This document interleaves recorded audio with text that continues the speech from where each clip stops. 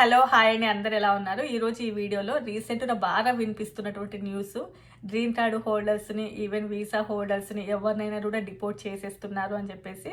So దాని గురించి అయితే ఈ వీడియోలో అయితే మాట్లాడుకుందాం. అంతకంటే ముందు ఎవరైనా కూడా ఈసారి అంటే H1B అంటే ఫైల్ అంటే చేసుకొని ఉంటే ఆల్రెడీ ఆ రిజల్ట్స్ అయితే అవుట్ అయ్యాయండి. అంటే నిన్నటి నుంచి రిజల్ట్స్ అంటే ఎవరికైతే H1B పిక్ అయిందో వాళ్ళకైతే మెసేజెస్ వస్తూనే ఉన్నాయి. సో మీలో ఎవరైనా H1Bని ఈసారి అంటే ఫైల్ చేసుకుంటే ఎక్కడి నుంచి ఫైల్ చేయించుకున్నారో ఒకసారి వాళ్ళకి కాంటాక్ట్ అయ్యి అడగండి, అంటే మీ అప్డేట్స్ ఎంతవరకు వచ్చాయి అని చెప్పేసి. టాపిక్లోకి వెళ్లే ముందు ఇవన్నీ కూడా నేను జనరలైజ్ చేసి చెప్పేవి కాదండి. ఎవరైతే ఈ కేసెస్ని హ్యాండిల్ చేస్తారో వాళ్ళు అప్డేట్ చేస్తారు కదా, సో అందులో నుంచి చూసి అయితే ఏం జరిగేది అనేది అయితే మీకు అప్డేట్ ఇస్తూ ఉన్నాను. సో తప్పకుండా నా వీడియోస్ నచ్చితే లైక్ చేయండి, ఎవరికైనా యూజ్ అవుతుంది అనుకుంటే షేర్ చేయండి, అలాగే సబ్స్క్రైబ్ కూడా చేసుకోండి. అండ్ ఈ వీడియోలోని భాగంగానే టూరిస్ట్ వీసా మీద వచ్చే వాళ్ళు కూడా కొన్ని జాగ్రత్తలు తీసుకోవాల్సి ఉంటాయి కదా, అది కూడా నేను ఈ వీడియోలో చెప్తాను. అంతకంటే ముందు కూడా నాకు జరిగినటువంటి ఒక ఎక్స్పీరియన్స్ మీతో షేర్ చేస్తాను. నాకు జరిగింది రాదు, నాతో పాటు సమ్ చెప్తానులేండి. యాక్చువల్లీ నేను ఒక 3 years బ్యాక్ యూఎస్ వస్తూ ఉన్నాను.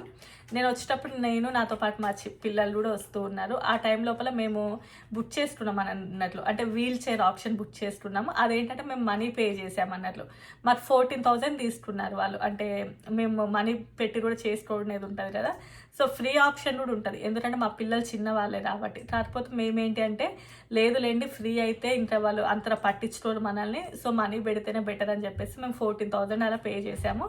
సో అలా మేము వచ్చేటప్పుడు నాకు ఢిల్లీ ఎయిర్పోర్ట్లో ఒక 2 పేరెంట్స్ పరిచయం అయ్యారు. నార్మల్గా మేము ఢిల్లీలో ఇలా ల్యాండ్ అయిన వెంటనే కూడా ప్లే కార్డ్ ఉంటుంది కదా, అది పట్టుకొని నిల్చొని ఉన్నారు అన్నట్లు, ఎందుకంటే మేము మనీ పే చేసాం కాబట్టి.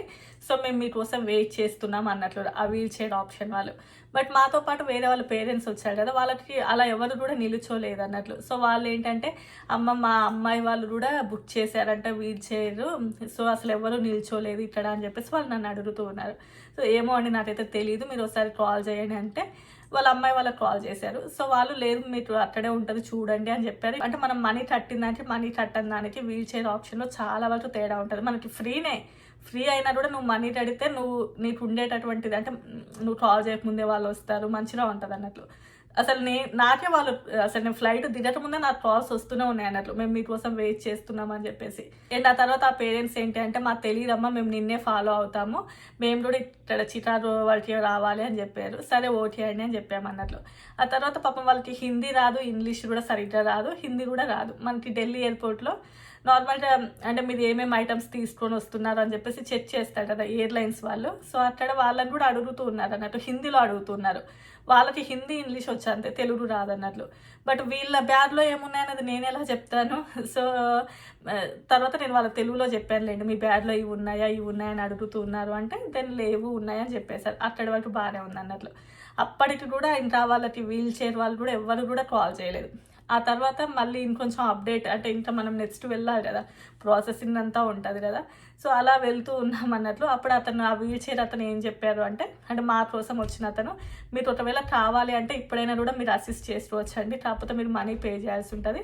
సమ్ ఎంతనో చెప్పాడు, 7,000 8,000 చెప్పినట్లున్నారు, నాకు సైడ్ ఐడియా రావట్లేదు. బట్ మన ఇండియన్ పేరెంట్స్ మెంటాలిటీ ఎలా ఉంటుంది అనేది చెప్తాను. అతనే ఆ అంకులు ఏమంటున్నారంటే వద్దులేండి, ఆల్రెడీ మేము ఇంత దూరం వచ్చినాం కదమ్మా, ఇంకొంచెమే కదా ఉన్నది, పర్లేదు మేము నిన్ను ఫాలో అవుతాంలే అని అంటున్నారు అన్నట్లు. అంటే అక్కడ ఎందుకులేదు 7,000 కట్టడం అని చెప్పేసి. ఆఫ్ కోర్స్ మనకు అలానే అనిపిస్తుంది. అంటే ఏంటంటే మనీ కట్టిందంటే చాలా తేడా ఉంటుంది అన్నట్లు. అండ్ ఇలా నేను చాలా ఎక్స్పీరియన్సెస్ చూశాను. అండ్ ఇంకొకటి ఏంటి అంటే సేమ్ ఇలానే వాళ్ళ మదర్ అండ్ ఫాదర్ అన్నట్లు ఇద్దరు వచ్చారు, 2 వీల్ చైర్ ఆప్షన్స్ బుక్ చేశారంట, అది ఫ్రీగానే. బట్ ఇద్దరు రాలే, ఒక అతనైతే వచ్చాడు అన్నట్లు. సో వాళ్ళ పేరెంట్స్ చాలా పెద్దవాళ్ళు, వాళ్ళు sugar patient, BP patients. So వాళ్ళకి పాప అంత దూరం నడిచే అంత ఓపిక కూడా లేదు. వాళ్ళు అడిగారు అన్నట్లు, మేము ఇద్దరిని బుక్ చేసామన్నా కూడా ఎవరు పట్టించుకోలేదు. పాపం వాళ్ళు ఉరుకులు పరుగులు పెట్టుకుంటే ఎంత ఇబ్బంది పడ్డారు. సో చాలా వరకు కూడా ఎవరైనా యూఎస్ నుంచి బుక్ చేస్తున్నప్పుడు మనీ పెట్టండి, పెద్ద పోయేది ఏమీ ఉండదు కదా, 1 టైమే కాబట్టి. సో లేకపోతే వాళ్ళు చాలా వరకు కూడా టెన్షన్ పడాల్సి ఉంటుంది. ఆ తర్వాత పాప ఆ పేరెంట్స్ నాతో పాటే వచ్చారు అక్కడి వరకు. వచ్చిన తర్వాత ఏంటంటే ఢిల్లీ ఎయిర్పోర్ట్ చాలా పెద్దగా ఉంటుంది కదా, అక్కడ నుంచి మాకు ఏంటంటే ఒక వెహికల్ వచ్చింది అన్నట్లు, అదే మనకి ఎయిర్పోర్ట్లో కనిపిస్తుంటాయి కదా అవి. సో నా లగేజ్ మొత్తం అందులోకి ఎక్కించుకొని నేను మా పిల్లలను కూర్చున్నాం. అక్కడి నుంచి అక్కడికి వెళ్ళడానికి చాలా దూరం అన్నట్లు. ఆ తర్వాత ఆ పేరెంట్స్ ఏంటంటే అంత దూరం నడవాలి కదా వాళ్ళు, అండ్ అక్కడి నుంచి అక్కడికి నడవడానికి ఆల్మోస్ట్ 40 minutes పడుతుంది టైము.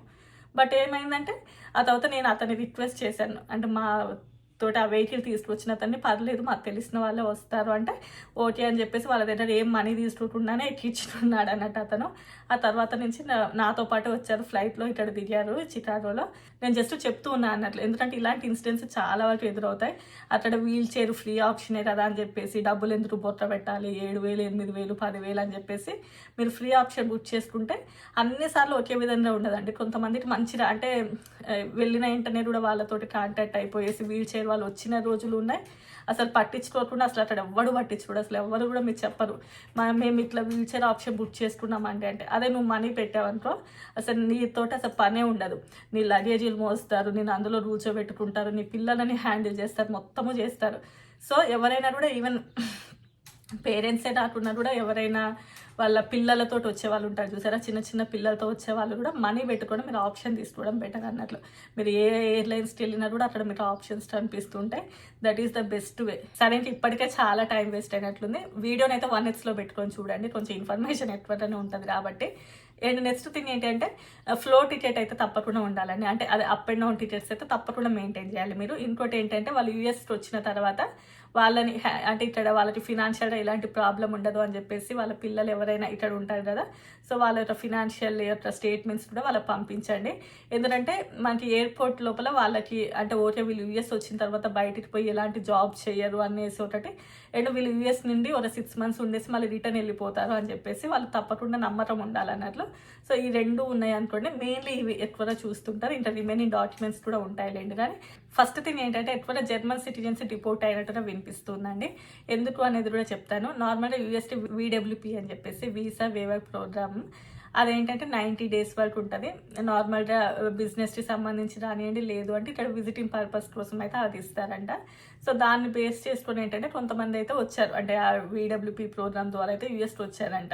అండ్ రీసెంట్గా గవర్నమెంట్ కూడా ఒకటి డిక్లేర్ చేసిందంట, ఏంటంటే ఈవెన్ వీసా ప్రోగ్రామ్ ద్వారా వెళ్ళినా కానివ్వండి, లేదంటే ఈ VW ద్వారా వెళ్ళినా, లేదంటే వీసా హోల్డర్స్ అయినా కూడా అమెరికన్ కంట్రీ లోపలికి ఎంటర్ చేస్తారు అనేటటువంటి నమ్మకం అయితే లేదు. మేబీ మీకు ఎలాంటి ఇష్యూస్ అయినా కూడా ఎదురవ్వచ్చు అని చెప్పేసి అట్లా గవర్నమెంటే చెప్పడం అంట. సో దానివల్ల ఏంటంటే చాలా మంది టెన్షన్ పట్టుకుంది, అంటే ఈవెన్ ఇండియన్స్ కూడా ఓకే అసలు అంటే గవర్నమెంటే ఇలా అమెరికా లోపలికి మీకు ఎంటర్ ఉంటుందో లేదో అనేది మేము కాన్ఫిడెన్స్గా చెప్పలేకపోతున్నాము అని చెప్పేసి. అండ్ నార్మల్ ఈ VWP ప్రోగ్రామ్ అని చెప్పేసి మన ఇండియన్స్ అయితే ఏమీ రారు, దాని ద్వారా వేరే ఇతర కంట్రీస్ వాళ్ళు వస్తుంటారు, ఈవెన్ ఇంక్లూడింగ్ రష్యా వాళ్ళు కూడా వస్తూ ఉంటారు అన్నట్లు. బట్ మన ఇండియన్స్ మాత్రం అలా అయితే ఎవరు కూడా రారు. సో దీనిని బేస్ చేసుకున్న ఒక ఫస్ట్ ఇష్యూ ఏంటంటే ఎవరైతే ఈ VWP ప్రోగ్రామ్ ద్వారా యూఎస్కి వచ్చారో అతనికి యూఎస్లో ఒక సిటిజన్, అదే యూఎస్ సిటిజన్ వాళ్ళ గర్ల్ ఫ్రెండ్ అంట. సో ఇద్దరు కలిసేసి వాళ్ళకి డాగ్ బాగాలేదని చెప్పేసి పక్కనే మెక్సికోకి వెళ్ళారంట. సో ఎందుకంటే అమెరికాలో నార్మల్ మనుషులకి కానివ్వండి, ఈవెన్ డాగ్స్ కానీ దేనికైనా కూడా మెడికల్ అనేది చాలా ఎక్స్పెన్సివ్ ఉంటుంది, విపరీతమైన మెడికల్ ఎక్స్పెన్సివ్ ఉంటుంది. ఈవెన్ మనకి ఏదైనా అయినా కూడా మనం ఫ్లైట్ టికెట్స్ పెట్టుకొని ఇండియాకి వెళ్ళేసి మళ్ళీ మనం ఇక్కడికి వచ్చిందంటే కూడా ఇంకా ఎక్కువ ఛార్జెస్ అవుతాయి అన్నట్లు. సో దానిని బేస్ చేసుకుని ఏంటంటే వాళ్ళు మెక్సికోకి వెళ్ళారంట. ఆ తర్వాత మెక్సికో నుంచి ఇక్కడికి వస్తున్నప్పుడు అతన్ని నార్మల్గా క్వశ్చన్ చేశారంట. బట్ అతను వాళ్ళు అడిగినటువంటి క్వశ్చన్స్కి అంటే ఇమిగ్రేషన్ వాళ్ళు ఈ VWP ప్రోగ్రామ్ ద్వారా వచ్చిన అతన్ని అడిగిన క్వశ్చన్స్ అయితే అసలు సరైనటువంటి సమాధానం చెప్పలేదంట. అండ్ నెక్స్ట్ థింగ్ ఏంటంటే అసలు ఇంగ్లీష్లో కన్వర్సేషన్ లేదంట, అంటే వాళ్ళు అడిగిన దానికైతే ఏవి కూడా చెప్పలేకపోయాడంట. సో అందువల్ల అయితే అతను అయితే డిపోర్ట్ చేశామని చెప్పారంట. అండ్ నెక్స్ట్ థింగ్ ఏంటంటే ఇంకో అతను కూడా సేమ్ ఇదే ఈ VWP ప్రోగ్రామ్ ద్వారానే యూఎస్కి వచ్చారంట. అతనికి ఏం జరిగింది అని అంటే అతని బాడీ నిండా మొత్తం టాటూస్ ఉన్నాయంట. సో నార్మల్గా యూఎస్లో మనుషులకి ఇల్లు వాకిలు అవన్నీ ఉంటాయో ఉండవో అని ప్రతి ఒక్కరి బాడీ మీద అయితే టాటూస్ ఉంటాయి. టాటూస్ అంటే విపరీతమైన పిచ్చి. సో దానిని బేస్ చేసుకొని ఒక అతను ఇట్లా VWP ప్రోగ్రామ్ ద్వారానే యూఎస్కి వస్తున్నప్పుడు అతని బాడీ మీద మొత్తం టాటూస్ ఉన్నాయంట. అండ్ ఆ బ్యాగ్ అతను వేసుకున్నటువంటి క్యారీ బ్యాగ్లో కూడా ఆ టాటూస్ మిషన్ ఉందంట. సో నువ్వు ఇటు VWP ప్రోగ్రామ్ ద్వారా వస్తున్నప్పుడు నువ్వు అమెరికాలో వర్క్ రాదు కదా చేయాల్సింది, అసలు నువ్వు ఈ టాటూ మిషన్ ఎందుకు తీసుకొని వస్తున్నావు వచ్చేటప్పుడు అని చెప్పేసి దానిని బేస్ చేసుకుని అయితే ఇంకో అతను అయితే డిపోర్ట్ చేశారంట. వాళ్ళు కూడా మన ఇండియన్స్ ఏమి కాదు. ఇంకో సినారియో ఏంటంటే ఒక అతను గ్రీన్ కార్డ్ హోల్డర్ని కూడా డిపోర్ట్ చేశారంట. వాళ్ళు కూడా మన ఇండియన్స్ ఏం కాదులేండి. కానీ అతని సినారియో ఏంటంటే అతను 10 years నుంచి గ్రీన్ కార్డు మీదనే ఉంటూ ఉన్నాడంట. నార్మల్గా వేరే కంట్రీకి వెళ్ళేసి యూఎస్ వస్తూ ఉన్నాడు. అతన్ని బాస్టన్ కానీ ఇంటర్నేషనల్ ఎయిర్పోర్ట్ లోపల అయితే డిపోర్ట్ చేశారంట. అసలు కేసు ఏంటంటే అతను ఇంతకుముందు యూఎస్లో ఉన్నప్పుడు అక్కడ అంటే కార్ డ్రైవింగ్ చేసేటప్పుడు ఏదో ఆల్కహాల్ తీసుకున్నాడంట. అది తీసుకోకూడదు ఆల్కహాల్ అంట. సో దానిని బేస్ చేసుకొని అతని మీద కేసు ఫైల్ అయిందంట. ఎప్పుడో కేసు ఫైల్ అయిందంట. బట్ ఆ తర్వాత దాన్ని రెక్టిఫై చేసుకున్నాడంట. మొత్తం అయిపోయిందంట ప్రాసెస్ అంతా. కాకపోతే అతను ఉన్నటువంటి ఏరియా నుండి అయితే ఇల్లు అయితే చేంజ్ అయ్యాడంట వేరే చోటికి. వేరే చోటికి చేంజ్ అయినా కూడా దానికి కావాల్సినటువంటి డాక్యుమెంట్స్ అవన్నీ కూడా పాత ఇంటికి వెళ్ళిపోయినాయి అంటే ఇతను అసలు ఆ కేసు నుంచి అసలు పట్టించుకోలేదంట. దాన్ని వదిలేసాడంట. సో ఇప్పుడు ఆ కేసు అందులోపల అంటే నువ్వు తీసుకోవాల్సిన ఆల్కహాల్ రాకుండా అంటే మోతాదుని మించి తాగేసి కార్ డ్రైవ్ చేసావు. సో అది ఆల్రెడీ రికార్డ్ అయ్యింది. నువ్వు యూఎస్లో ఇట్లా గ్రీన్ కార్డు మీద ఉండి లేకపోతే వీసా హోల్డర్ ఉన్నప్పుడే చేశాడో ఇంకా ఎలా ఉన్నప్పుడు చేశాడో తెలియదు కానీ సో దానిని బేస్డ్ చేసుకొని అయితే అతనైతే డిపోర్ట్ చేశారు. అతనైతే గ్రీన్ కార్డు హోల్డర్ అంట. అండ్ ఇదే కాకుండా ఒక 2-3 జర్మన్ స్టూడెంట్స్ కూడా డిపోర్ట్ చేశారంట. వాళ్ళ దగ్గర ప్రాపర్ డాక్యుమెంట్స్ లేవంట. అది తెలిసా తెలియకనో మనకు తెలియదు కానీ ఉండాల్సినటువంటి మేజర్ డాక్యుమెంట్స్ కూడా చాలా వరకు లేవంట వాళ్ళ దగ్గర. సో దానిని బేస్ చేసుకుని అయితే డిపోర్ట్ చేశారంట. ఇంకో అతను ఫ్రెంచ్ సైంటిస్ట్ అంట. యూఎస్టీ కాన్ఫరెన్స్ కోసం వస్తున్నాడంట. సో వచ్చే టైంలో కూడా అతన్ని డిపోర్ట్ చేశారంట. ఎందుకు ఇతన్ని డిపోర్ట్ చేశారంటే ఈవెన్ ఫ్రెంచ్ గవర్నమెంట్ వాళ్ళు ఏంటి అంటే అతను ట్రంప్కి వ్యతిరేకంగా మాట్లాడాడు. అతను ఒక ఫోన్ చెక్ చేస్తే అందులోపల వ్యతిరేకంగా మాట్లాడినట్లుగా ఉంది. అందుకోసమే డిపోర్ట్ చేశారు అని చెప్పేసి వాళ్ళు చెప్తున్నారంట. బట్ యూఎస్లో ఉన్న యూఎస్ గవర్నమెంట్ ఏమో అదంతా ఏమీ లేదు. అతని దగ్గర ల్యాప్టాప్ తీసుకొని వచ్చాడు. దానిని మేము ఓపెన్ చేయమన్నాము. లోపల డాక్యుమెంట్స్ మొత్తం చెక్ చేస్తామని అంటే లేదు ఓపెన్ చేయను అన్నాడు. పాస్వర్డ్స్ తెలియదు అన్నట్లుగా చెప్పాడు.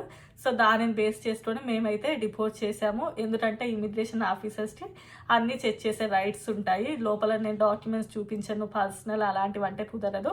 సో దానిని బేస్ చేసుకొని డిపోర్ట్ చేసామని చెప్పేసి అయితే ఇక్కడ వీళ్ళైతే చెప్పారు. అండ్ ఇవే కాకుండా చాలా మంది ఏంటంటే గ్రీన్ కార్డు మీద ఉండేసి 6 నెలల కంటే ఎక్కువ కూడా వేరే చోట ఉండేసి అమెరికా లోపలికి రాకపోవడం. ఈవెన్ గ్రీన్ కార్డ్ అన్నా కూడా ఒక స్టెప్ బై స్టెప్ అన్నట్టు. Even H1B, I-140 green card ఇదంతా కూడా ప్రాసెస్. సిటిజన్స్ కాదు కదా, అంటే వాళ్ళకి ఏమి అమెరికన్ యొక్క పాస్పోర్ట్ లేదు అంటే అమెరికన్ సిటిజన్స్ కాదు కాబట్టి ఆల్మోస్ట్ గ్రీన్ కార్డ్ అనేది కూడా ఒక వీసా లాంటిదే. కాకపోతే ఇంకొంచెం అంటే అమెరికన్ లోపల సెటిల్ అవ్వడానికి ఉన్నటువంటిది. సో దానిని బేస్ చేసుకొని ఏంటి అంటే చాలామంది గ్రీన్ కార్డుని మిస్యూజ్ చేస్తున్నారు. అమెరికాలో ఓన్లీ అమెరికన్ కంట్రీని 6 months కంటే ఎక్కువగా ఉండకూడదు బయట గ్రీన్ కార్డు ఉంటే. చాలామంది దీన్ని మిస్లీడ్ చేస్తున్నారు. సో అందువలన దానిని బేస్ చేసుకొని కొంతమంది అయితే డిపోర్ట్ అయ్యారంట. ఇంకా కొంతమంది ఏంటంటే స్టూడెంట్స్. ఆల్రెడీ నేను లాస్ట్ టైం 2 times చెప్పాను కదా, స్టూడెంట్స్ అంటే అమెరికా లోపల కొంచెం వ్యతిరేకంగా ఉన్నటువంటి వాటిలలో పార్టిసిపేట్ చేయడం అలాంటివి చేసి కొంతమంది అయితే డిపోర్ట్ అయ్యారంట. సో ప్రతి దాంట్లో అయితే ఒక రీజన్ని బేస్ చేసుకొని డిపోర్ట్ చేశారు అని చెప్పేసి అయితే చెబుతూ ఉన్నారు. సో ఎవరమైనా కూడా ఈవెన్ ఏ వీసా మీద వచ్చిన వాళ్ళైనా కూడా ప్రాపర్ డాక్యుమెంట్స్ అయితే తప్పకుండా ఉండాలి. నేనైతే ఇక్కడ స్క్రీన్ షాట్ తీసి అయితే పెడతాను. మీకు ఎవరికైనా యూజ్ ఉంటే డౌన్లోడ్ చేసుకోండి. అంటే మీరు కూడా స్క్రీన్ షాట్ తీసుకోండి ఏమేమి డాక్యుమెంట్స్ కావాలి అని చెప్పేసి అయితే నేను పెడుతున్నాను. అందులో ప్రతి డాక్యుమెంట్ కూడా ఉండేలాగైతే చూసుకోండి. అండ్ ఇప్పటి వరకు అయితే మన Indians green card holders deport అయినట్టయితే ఎక్కడ కూడా లేదంటే. అండ్ ఈ వీడియో నచ్చితే తప్పకుండా సబ్స్క్రైబ్ చేసుకొని లైక్ చేయండి.